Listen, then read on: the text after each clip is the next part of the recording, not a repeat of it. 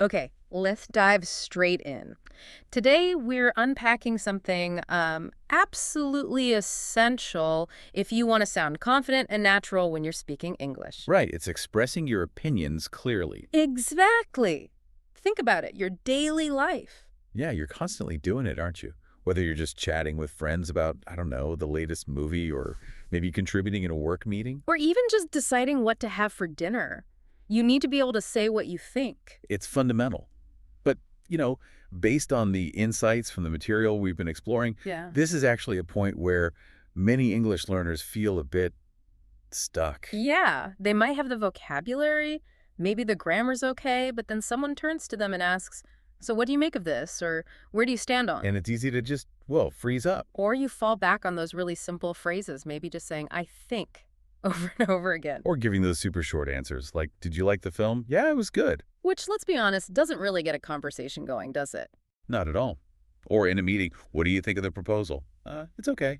It just hangs there. Right, you feel that pressure to say something, but maybe you're not quite sure how to phrase your specific viewpoint.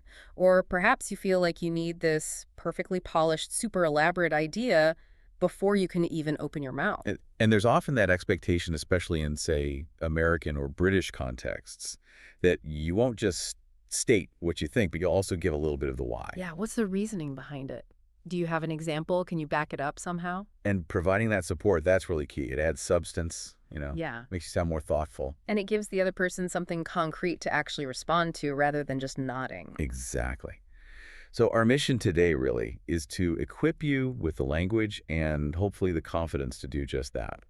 We've gone through the source material pretty carefully We have indeed. to find the most effective ways to state your opinion clearly, back it up with good reasons, and also navigate those tricky moments when you need to agree or, maybe more importantly, disagree. Yeah, doing it politely, naturally. That's the goal, building that confidence step by step.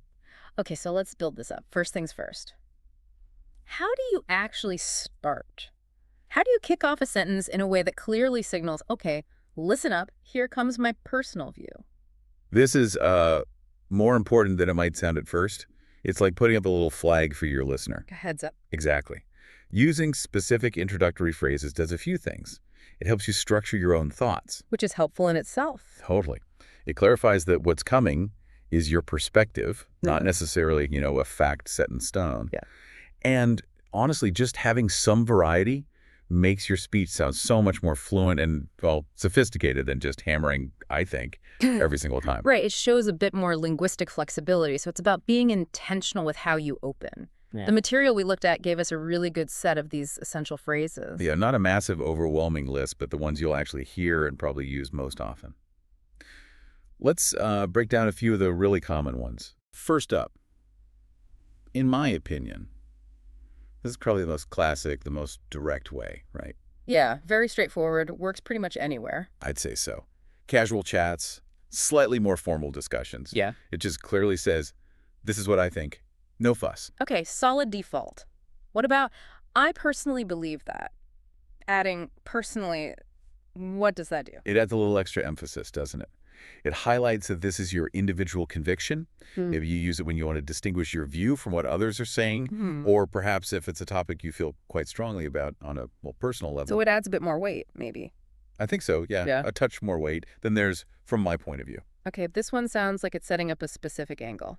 Exactly. It suggests your opinion is shaped by your specific perspective, maybe your unique experience, or the particular way you're looking at an issue.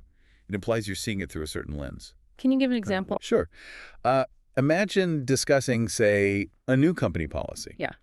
You might say, well, from my point of view as someone in the sales team, this change might make client communication more difficult. It specifies your viewpoint comes from that role. Ah, okay. So it provides context for why you hold that opinion. I like that. Me too. Now, how about, I would say that. Hmm. This one feels different somehow. Yeah, it feels a bit softer maybe, less assertive than, in my opinion. That's a good way to put it. Softer, more cautious perhaps. Can be a more tentative way to offer an opinion, maybe when you're not 100% certain, or if you want to be extra polite or collaborative in a discussion. So it's not like you're slamming your fist on the table declaring something. Not at all. It's common and makes you sound a bit more considered like you're offering a thoughtful statement rather than a really firm declaration. Interesting. Okay, one more from that core list as far as I'm concerned. Right. This one often sets a kind of boundary on the relevance of your opinion. Oh. It indicates that your view applies specifically to the matter at hand. Or maybe it implies that this particular aspect is what matters most to you, personally. Okay. It can sometimes carry a slight implication that, others might see things differently or focus on other things, but from your perspective, this is the crucial point. Like, look, other things might be true, but as far as I'm concerned, the cost is the main barrier. Exactly like that. It focuses the attention on what you prioritize in that context. These distinctions are really helpful. It shows it's not just about grabbing any old phrase. It's about picking one that subtly shades how you're presenting your opinion. Precisely. It adds nuance. The material used a great example question, what you think about learning English online. Let's try applying a couple of these phrases to that. Okay, good idea. So using, in my opinion, you could say something simple like, in my opinion, online learning is great because it's flexible and convenient. Right. Phrase, opinion, basic reason. Very clear. Yeah, efficient. It acts like a little signpost, and the reason follows naturally. And it's crucial you didn't just stop at, it's great. You immediately gave the why, flexible, convenient. Exactly. Now let's try another one, maybe bringing in a bit more complexity, using I personally believe. Okay. I personally believe that learning English online is effective, but it also requires a lot of self-discipline. See, that but is important. It introduces a condition, a potential downside. Right. The I personally believe introduces your core positive view. It's effective, but you're immediately qualifying it. You're showing you've considered different facets of it. It's not just a simple yes or no thought. That sounds so much more like how people actually talk about things they've thought about. You weigh the pros and cons.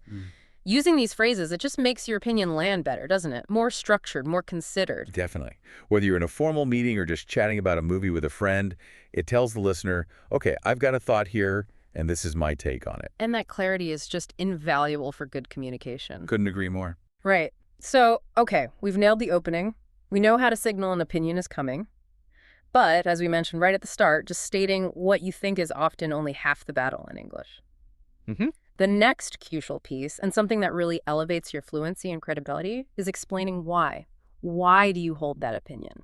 This is where you really add the substance. You move from just like giving a verdict to actually providing the evidence or the reasoning behind it. Because without the why, the opinion can feel a bit empty or unsupported. Exactly.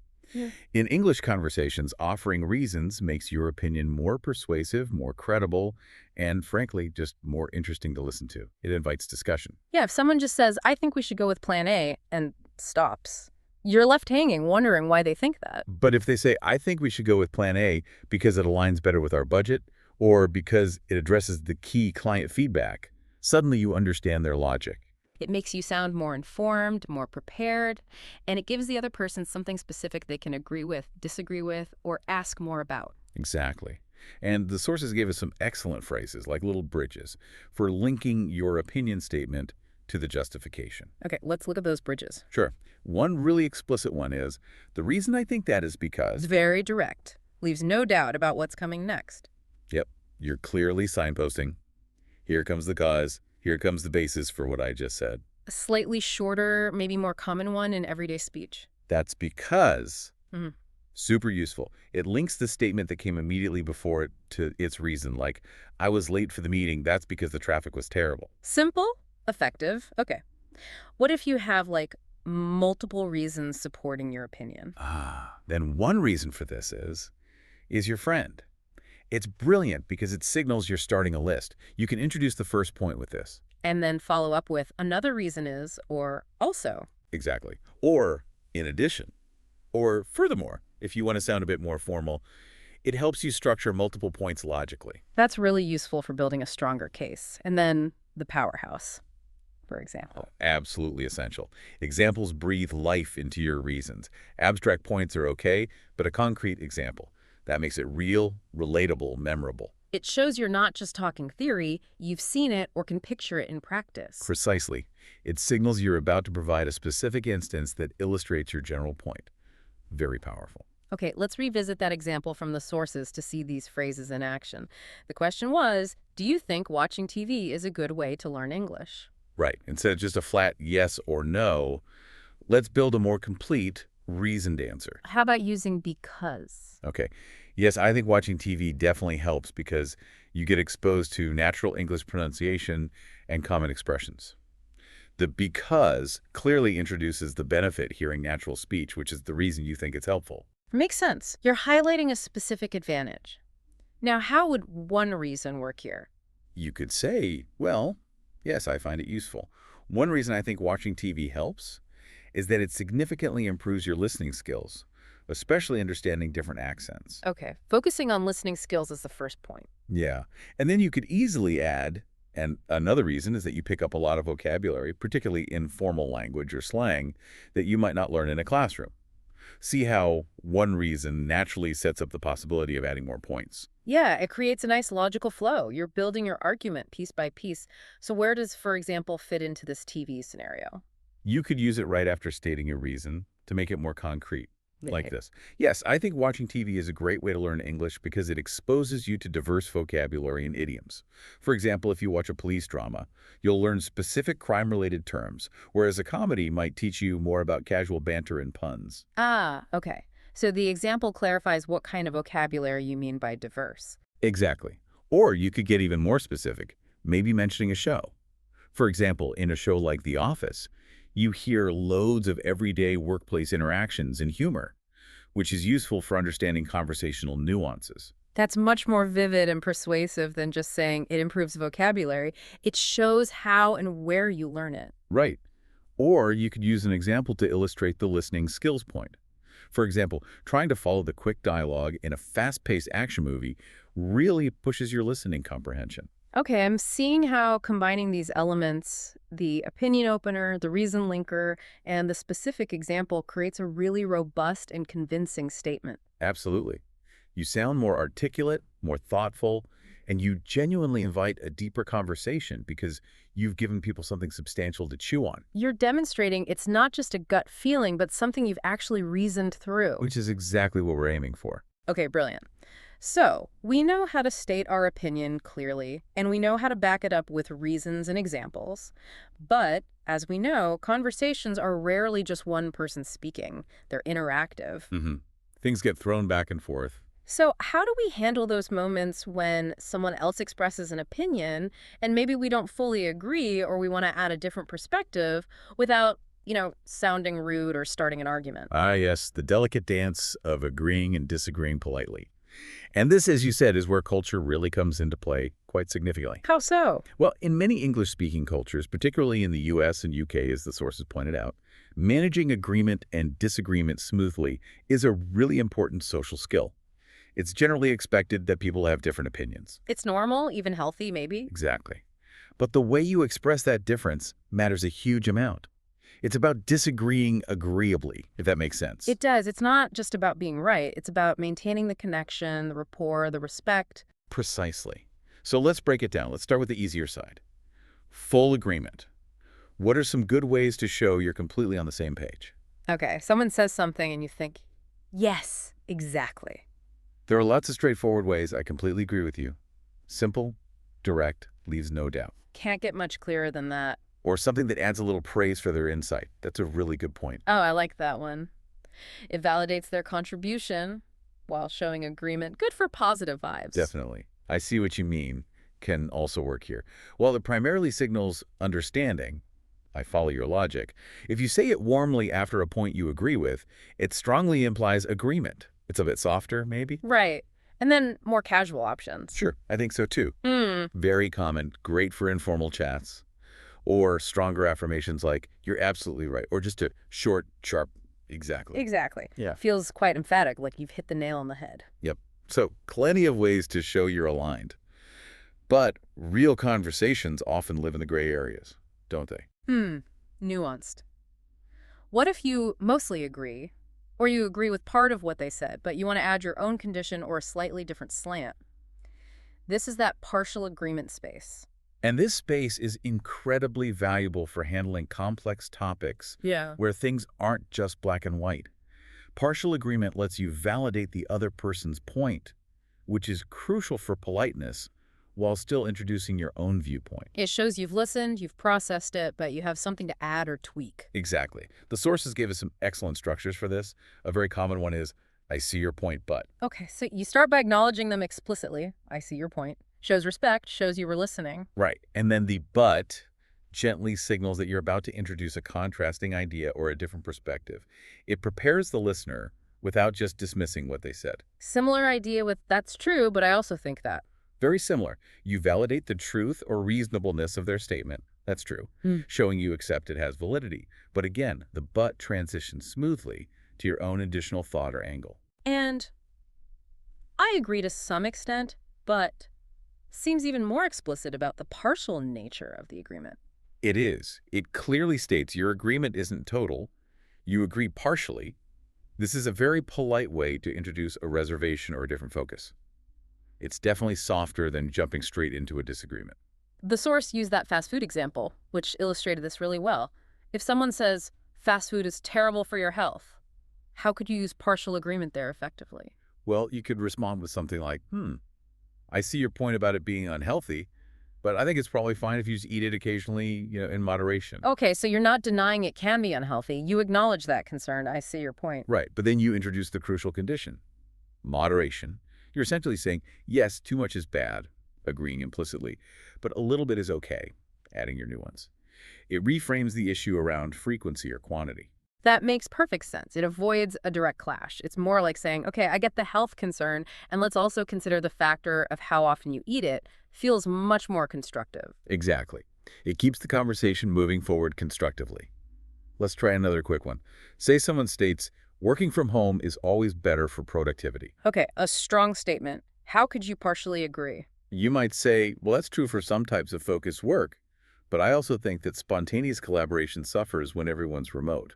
Acknowledging the pro-focused work, but adding a con collaboration. Nice balance. Or, I agree to some extent that it removes commute stress, but I personally find the lack of separation between work and home life challenging. Again, validating one aspect while introducing a different personal challenge. This is such a key skill for sounding diplomatic and just, reasonable, especially when topics have multiple sides. It really is. What? Now, the big one, polite disagreement. What happens when you genuinely just don't agree at all? Right. This is often the most nerve-wracking part, isn't it? Especially if your own cultural background handles disagreement very differently. You want to be clear you have a different view, but you absolutely want to avoid sounding aggressive, dismissive, or implying the other person is foolish. That's the tightrope walk. And directly saying, you are wrong, or that's a bad idea, is almost always too blunt in everyday English conversation. It can shut the conversation down. So what are the softer approaches? The source highlighted some good ones. Yes. The key strategy is often to focus on stating your differing perspective or your feeling about their statement, rather than making a direct negative judgment on their statement. Okay, how does that work in practice? Well, one very gentle, indirect way is, I'm not sure I agree with that. I'm not sure. That frames it as your own uncertainty, doesn't it? Not as a definitive, that statement is incorrect. Exactly. It leaves room for doubt. Maybe you misunderstood. Maybe there's nuance. It softens the disagreement significantly. Okay, what else? Another good one is, I see things a little differently. I like that one. It frames it purely as a difference in perspective, like we're looking at the same thing but from different angles. Neither is necessarily wrong. Precisely. It takes the personal judgment out of it and makes it about differing views. Very polite. And maybe slightly more direct, but still polite. Actually, I have a different opinion on that. This one clearly states you hold a different opinion. The word actually at the beginning often functions as a slight softener or just a marker to prepare the listener that something contrary is coming. It's clear, but the framing, I have a different opinion, is still less confrontational than your opinion is wrong. Much less. And notice, all these phrases shift the focus onto your view. I'm not sure, I see, I have. Or the difference, differently, different opinion, rather than attacking the other person's statement directly. That seems to be the core technique then. Respect their right to their view, but clearly state yours is different. And what comes next? Typically, after using one of these polite disagreement openers, you'd then follow up immediately with your actual opinion and the reasons for it, using those structures we talked about earlier. From my point of view, Yeah. Because, for example. Really? So something like, I see things a little differently. From my point of view, the main priority should actually be customer satisfaction because that drives repeat business. Perfect. You state the difference gently, then immediately pivot to presenting your alternative view and the rationale behind it. It keeps the discussion focused on the substance, not on personal conflict. This is incredibly practical stuff. Yeah. Really, mastering these nuances in agreement and disagreement allows you to participate much more fully and effectively in English conversations without that constant fear of accidentally causing offense. It's about being able to express yourself authentically while also skillfully navigating the social dynamics inherent in communication. Big part of fluency, really. Absolutely. Now, let's zoom out a bit. We've talked about the how, the phrases, the reasons. Let's touch more on the when and where, the context. The source material specifically discussed how expressing opinions is quite common, even expected, in certain English-speaking cultures. Yes, specifically mentioning the US and the UK. This is a really important cultural point to grasp if you're interacting in those environments. So, unlike some cultures where maybe expressing a strong personal opinion, especially one that goes against the grain, might be less common or done very, very indirectly. Right. In many contexts in the US and UK, having and voicing opinions is just a normal part of conversation. It happens in casual chats, work meetings, debates, family dinners. It's often seen as a sign that you're engaged, that you're thinking critically about the topic. So if you're learning English aiming to interact effectively with native speakers from these backgrounds, understanding this expectation is almost as vital as learning the phrases themselves. Remaining silent might be misinterpreted sometimes. It could be perhaps as disinterest or lack of opinion, depending on the context. And crucially, disagreeing, provided you do it politely, using the kinds of strategies we've discussed, isn't generally considered rude. It's seen as part of the discussion. Often, yes.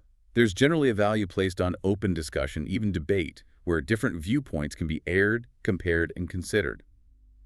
The approach tends to be relatively direct, but hopefully softened by politeness markers and, crucially, by providing reasons for your stance. So saying something like, actually, I disagree with that, and here's why, would be seen as a pretty standard, acceptable way to put forward a contrary view in many of those contexts. Generally, yes. That here's why part is key, though. It shifts the focus from just rejection to a discussion of the underlying ideas and evidence. That's a really useful way to frame it. Disagreement isn't just a negative act, it's an invitation to discuss the substance. Exactly. And this, as the source noted, contrasts quite markedly with cultural contexts where maintaining group harmony or avoiding any potential loss of face is the absolute priority. Where direct disagreement might be actively avoided. Right. In those contexts, people might use different strategies. The source mentioned that placeholder idea, saying something like, that's an interesting idea. Ah, yes, the diplomatic placeholder. Exactly. It acknowledges the other person's contribution respectfully without explicitly agreeing or disagreeing. It creates a polite space. And then you can gently introduce your own different perspective, perhaps framed as just another possibility to consider rather than a direct counterargument. Precisely. That's an interesting perspective. Another way to look at it might be. Or something similar. It highlights how the same communicative need, introducing a different viewpoint, can be achieved through very different linguistic and cultural strategies. It really underlines why just translating phrases directly from one language or culture to another doesn't always work. You need to understand the underlying cultural norms and intentions. Couldn't agree more. And this sensitivity becomes even more critical when we move into professional environments. I can imagine. In a work meeting, for instance, the stakes feel higher.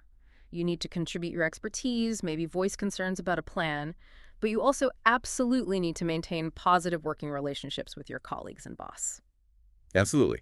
The source material really emphasized this point that in professional settings, especially in collaborative teams, the language used to express opinions, and particularly disagreements, tends to become even softer, more indirect, and heavily focused on collaboration rather than confrontation. So instead of saying your analysis is flawed or even a polite, I disagree with your conclusion, what would be a more typical preferred approach in, say, a North American or UK office? You'd likely use much more tentative or collaborative language. The source gave that excellent example. Instead of a direct challenge like, you're wrong, or even I disagree, a professional might opt for something like, let's perhaps look at this from a different angle. Let's look at this from a different angle. I really like that. It's inclusive. Let's It doesn't judge the current angle as bad, and it frames the introduction of a new idea as simply exploring another possibility together. Exactly. It's non-confrontational Hmm. and invites joint problem solving.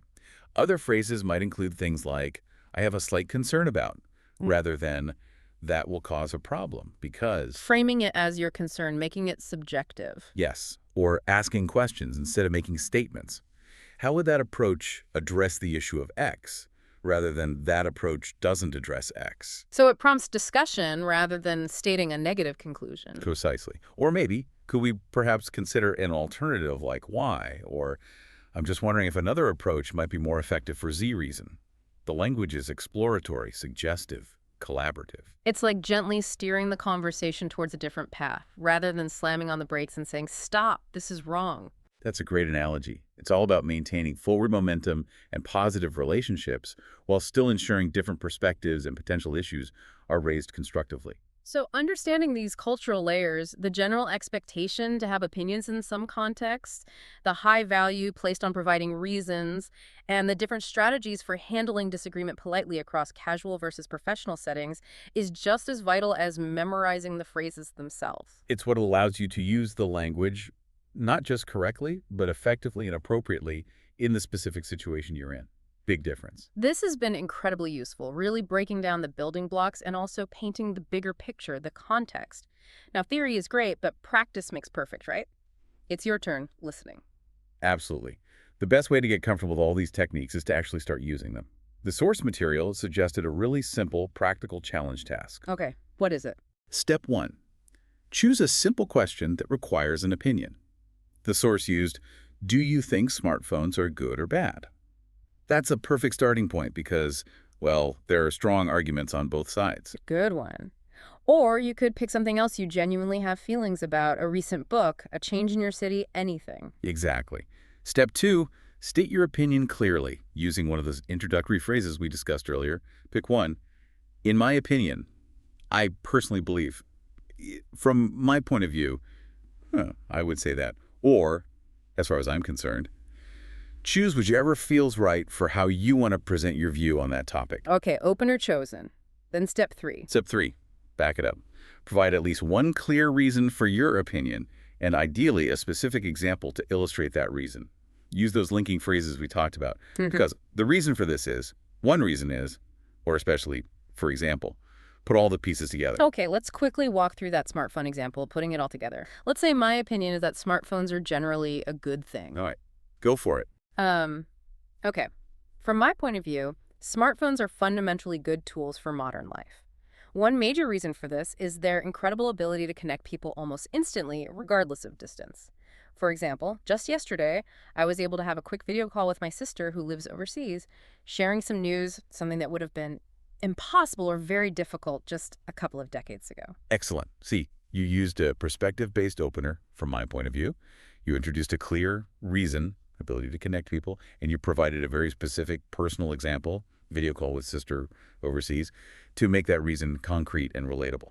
Ticks all the boxes. Okay, cool. Now let's try the opposite view. Maybe smartphones are problematic. All right, give it a shot.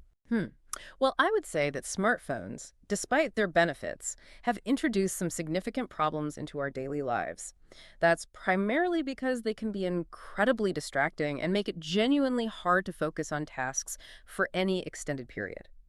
For example, I often find myself picking up my phone to check notifications when I'm trying to read a report for work, and it completely breaks my concentration, making the task take much longer. Perfect again. Use the softer opener. I would say that. Link to a clear reason, distracting, hard to focus, and give a specific, common example, checking notifications while working, that illustrates the problem effectively. Same structure, opposite opinion, both well expressed. So the challenge for you listening is, give it a try yourself.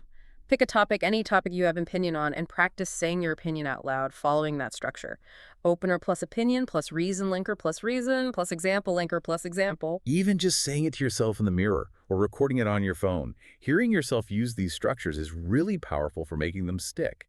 And maybe think about what topics you actually enjoy discussing in English.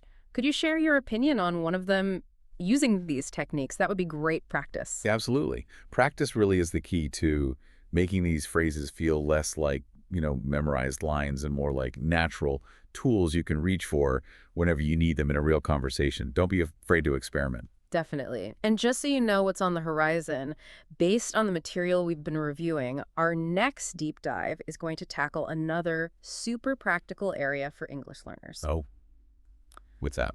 Identifying and, more importantly, fixing some of those really common grammar mistakes that can trip people up. Ah, the grammar gremlins. Yeah, Yes, that'll definitely be a deep dive that can help polish communication skills even further. Looking forward to that one. me too.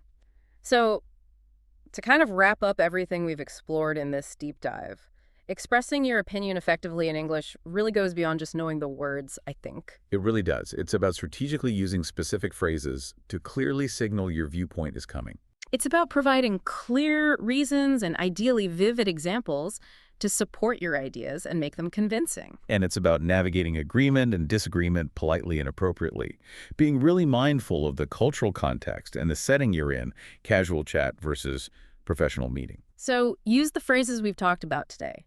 Start noticing how native speakers around you, or in media you consume, express their opinions. Pay attention to the structure they use. The more you consciously practice structuring your own thoughts this way, the more natural and automatic it will become, and the more confident you'll feel jumping into discussions. And here's a final thought to maybe mull over. When someone else expresses their opinion to you, what is it that truly makes you listen and consider their viewpoint? Is it just the logic of their argument, or is it also how they present it? Good question. Think about their tone, their choice of words, their politeness, the way they connect or don't connect with you.